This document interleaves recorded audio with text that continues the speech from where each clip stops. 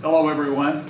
Here we are again visiting with you. I'm John Nelson, your board president. I'm here with Jodi Lippert, of course, our executive director. We have a few things to cover today. Today is 1 year from the day we closed last March, so it's a happy occasion to be here. We're actually not in Bergen, Norway. We're standing next to Broder and Finnware. A few things to cover. The most exciting news is that Broder has opened. They opened last week. So, Jodi, this is an exciting occasion. We have people in the building from Thursday on, Tuesday through Sunday, Thursday right? on, yeah. Okay. Hello, everybody, and I hope this message finds you healthy. And Nordic Northwest is excited to be reopened again. As you remember, we closed because of the coronavirus pandemic mandates right before Thanksgiving, and now Nordia House is open. So we're very excited about that. During that time that we could not have visitors in here, Nordic Northwest, we did events through live streaming, so we hope to continue to do that. But as we go on, we'll add more events to our calendar, have events utilizing our outside space, from crafts to lectures to concerts. And we also will try to do those events live streaming, so if you're not comfortable yet coming to Nordia House, you can enjoy those events from your home. And so please look at our website, and we'll be increasing activities, and we're really excited that Finnware has been open this whole time, and Nordic Finnware will expand their hours from Thursday to Sunday, along with Broder Soder opened, and they'll be open Thursday through Sunday, 8 a.m. to 3 p.m. and soon we'll reopen to 7 days a week. So we're really excited to have the building full of activities. It was fun to be here last Thursday. I was here for lunch with Susan, and everything was full, and everything smelled good and tasted good, and people were busy and happy, and it's just wonderful to have that vibe back, and people shopping in Finnware. So as the year continues, we'll see a ramping up and a steady increase in activities here, and look forward to seeing everyone here soon. We think that we're all optimistic that we've seen the sort of the worst part of the pandemic, and we're on the downhill slide now. People are getting vaccinated, and we hope that people are comfortable coming back, and we'll just make Nordia House as safe and as welcoming as possible. So we look forward to seeing everyone here as possible. I was going to say also, though, in the last year, thanks to people like Annetta, who you're not seeing, she's standing behind the camera, and Whitman, and Eric Loop, and many others, we have improved our streaming capacity. A year ago, it was difficult to pull this off. You're seeing right now a camera on a tripod and so forth, but we hope that things are improving. We know the Friday night lectures have improved remarkably, sound quality and video quality. So that is actually a topic of interest to one of our committees who are looking into further enhancement. So our technology will improve, and streaming, and we'll probably do more and more of that. Yeah, we'll have those events that you can join in person, or you can join through live streaming. Yeah. Okay, so here we are a year after we closed. So what did that year look like? And I want to speak just a couple of minutes about our financial picture. Last year we were faced with the pandemic. None of us knew what was ahead. We didn't know what we were getting into.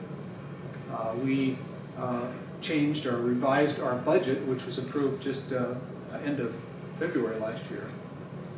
And a few weeks later we had to revise it again, downward. And through the hard work of our incredible volunteers who sit on this finance committee, your finance committee, along with Karen Schweitz in the office, we were able to squeeze every nickel out of every donation, every membership dollar, squeeze our expenses, and we've come out of this picture quite healthy. We have balanced books, we have money in the bank, all our bills are current. So we came through the year successfully. We learned a lot of lessons along the way, and those were incorporated into the new budget starting in February, going through the remainder of 2022. That budget is realistic because it's looking at where we are now in still a reduction in activities and income producing events and so forth. but it's also optimistic in looking at a slow increase as we move through the spring and the summer months to more activities. We're hopeful there'll be some weddings here, more events that bring people together and generate income for us. So the budget is well crafted, and the volunteer board is standing behind this budget as a reflection on last year's experience, but also optimistic about the coming year. And again, thanks to every board member who scrutinized these numbers and has been concerned all year. I think we have a platform there's been a lot of eyes on this, a lot of scrutiny and sharpened pencils, so we're quite comfortable that we can report to you that not only have we come through the previous year successfully, but we're launching the new year with some bright hopes, but at the same time being very realistic. So we have some new board members. So this is always exciting news. We have 3 new board members to introduce. David Gregerson, for many of you, needs no introduction. Of course, the Gregersons are well known. David is a Superior Court judge over in Clark County, in the Vancouver area. So he will bring to the board a depth of knowledge in his profession, and also his love of everything Danish. So we welcomed David to the board. Was it a December meeting? January meeting? I forget. In the beginning of the year. Yeah, beginning of the year. The other member is Brady Jensen. Brady Jensen is an Oregon native, lives down in Charbonneau, and he was born and raised here. And he is his profession is in the human resources area for a large global company. So he's very attuned to dealing with large groups of people, the interaction of people, and in that global platform. So we look forward to Brady. He has had experience in his lifetime with the Scandinavian Festival in Junction City. He grew up in Eugene and was raised in Lake Oswego. So we welcome Brady to the board. The third member is Eric Brakstad. Eric is a native of Norway, was educated in Norway in his formative years, and then moved to Portland and attended Reed College. Eric is, from what I have seen, I would characterize him as a thoughtful designer and craftsman. He's a builder. He owns his own building company, and he provides services to a nonprofit as well. He's very active in the Norwegian community in Portland, has been for years. He has a long resume of that cultural involvement. So with actually 2 Norwegians and a Dane, I guess we're increasing our Norwegian population here.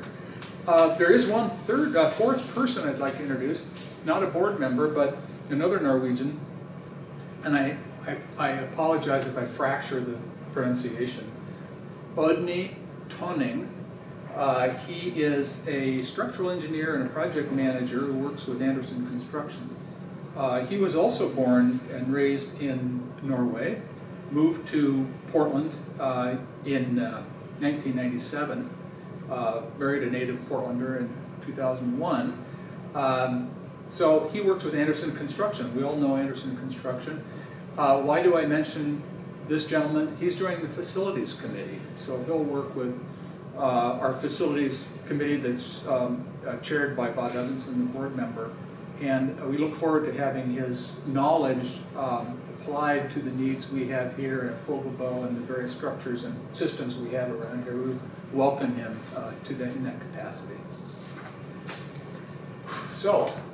Yeah, we hope to see everybody soon at Nordia House. Please come and shop and pick out your special gift or something for you at Nordic Fenware. Have brunch at Broder Soder, and soon we'll have our Swedish Dads exhibit up and a lot more events. So we hope to see you soon. And in the meantime, please stay healthy. Stay healthy, and if you haven't received your vaccine, I hope you do soon. Our best to everyone. Stay healthy, and we'll see you here soon.